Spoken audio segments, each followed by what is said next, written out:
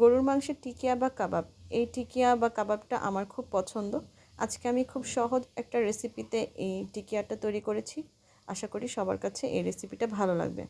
প্রথমে একটি প্যানে সামান্য তেল দিয়ে এর মধ্যে আমি 1 কাপ পেঁয়াজ কুচি হালকা বাদামি করে ভেজে নেব।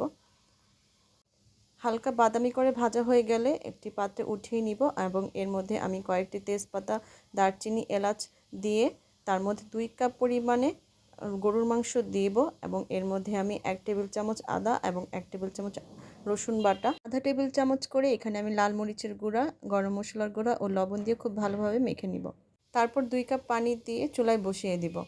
মাংসটা থেকে যখন পানিটা বলক চলে আসবে তখন আমি এটাকে মিডিয়াম আঁচে প্রায় 30 মিনিটের মতো রান্না করে নেব।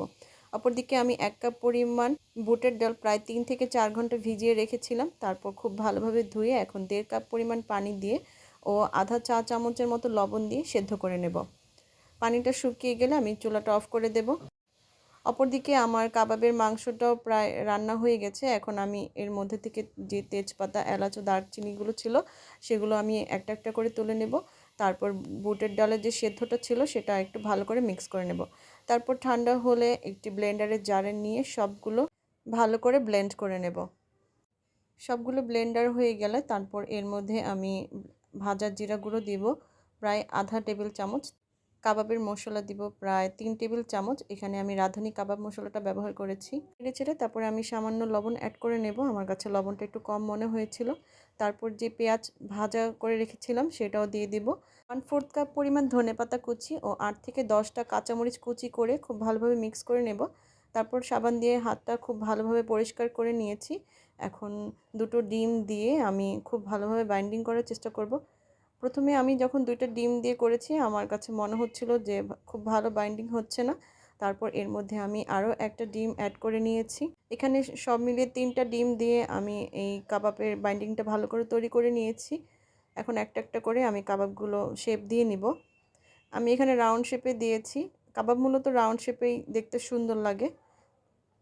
তারপর একটি ট্রেতে আমি সামান্য তেল দিয়ে খুব ভালোভাবে ব্রাশ করে নেব এবং হাতেও একটু তেল দিয়ে মাখিয়ে নেব। তারপর একটা একটা করে সবগুলো কাবাবের শেপ দিয়ে আমি কাবাবগুলো তৈরি করে নেব। সবগুলো কাবাবের শেপ দেওয়া হয়ে গেলে এখন আমি এগুলো ফ্রোজেন করে নেব। যে কোনো কাবাবই আপনার তৈরি করার পর ফ্রোজেন করে তারপর ভাজলে কাবাবটা অনেক বেশি সুন্দর হয় এবং এটার বাইন্ডিংটাও খুব ভালো হয় এবং ভাজার সময় এটা ভেঙে যায় না। প্লাস্টিক র্যাপার দিয়ে ঢেকে তারপরে ফ্রিজে রেখে দিয়েছিলাম প্রায় ওভারনাইট। পরের দিন আমি সকালে এগুলো বের করে একটা এয়ারটাইট বক্সে আবারও ফ্রিজে রেখে দিয়েছি। গরুর মাংসের এই টিকিয়া বা কাবাবগুলো আমি প্রায় 2 থেকে 3 দিন পর আমার বাচ্চাদের জন্য ভেজে দিয়েছিলাম। টিকিয়া বা কাবাব ভাজার জন্য আমি প্যানে তেল গরম করে নিয়েছি। তার মধ্যে আমি একটা একটা করে ফ্রোজেন টিকিয়াগুলো দিয়েছি। এক পাশ হালকা ভাজা হয়ে গেলে আমি একটি চামচ দিয়ে উল্টিয়ে দেব। কাবাবগুলো আমি এভাবে প্রায় 3 বারে উল্টিয়ে উল্টিয়ে হালকা বাদামি করে ভেজে নেব। তারপর একটা প্লেটে উঠিয়ে নেব। টিকিয়া বা কাবাবের রেসিপিটা যদি আপনাদের ভালো লেগে থাকে তাহলে আমার পেজটাকে একটা ফলো দিয়ে লাইক, কমেন্ট ও শেয়ার করে দিবেন। সবাই ভালো থাকবেন। আল্লাহ হাফেজ।